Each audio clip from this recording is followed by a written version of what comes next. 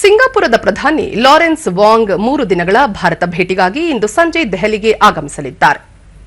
Wang ಅವರು ಪ್ರಧಾನಿ ನರೇಂದ್ರ ಮೋದಿ ಅವರೊಂದಿಗೆ ದ್ವಿಪಕ್ಷೀಯ ಮಾತುಕತೆ ನಡೆಸಲಿದ್ದಾರೆ ಮತ್ತು ಭಾರತೀಯ ಉದ್ಯಮ ಹಾಗೂ ವಾಣಿಜ್ಯ ನಾಯಕರೊಂದಿಗೆ ಸಂವಾದ ನಡೆಸಲಿದ್ದಾರೆ.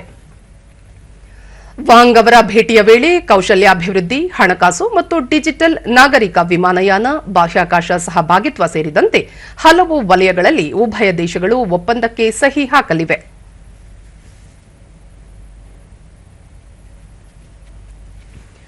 ಸಿಂಗಾಪುರ ಪ್ರಧಾನಿ ಅವರು ರಾಷ್ಟ್ರಪತಿ ದ್ರೌಪದಿ ಮುರ್ಮು ಅವರನ್ನು ಭೇಟಿ ಮಾಡಲಿದ್ದಾರೆ. ಜೊತೆಗೆ ವಿದೇಶಾಂಗ ವ್ಯವಹಾರಗಳ ಸಚಿವ ಡಾ ಎಸ್ ಜೈಶಂಕರ್ ಹಾಗೂ ಕೇಂದ್ರ ಶಿಕ್ಷಣ ಸಚಿವ ಧರ್ಮೇಂದ್ರ ಪ್ರಧಾನ್ ಅವರೊಂದಿಗೆ ಪ್ರತ್ಯೇಕ ಸಭೆಗಳನ್ನು ನಡೆಸಲಿದ್ದಾರೆ.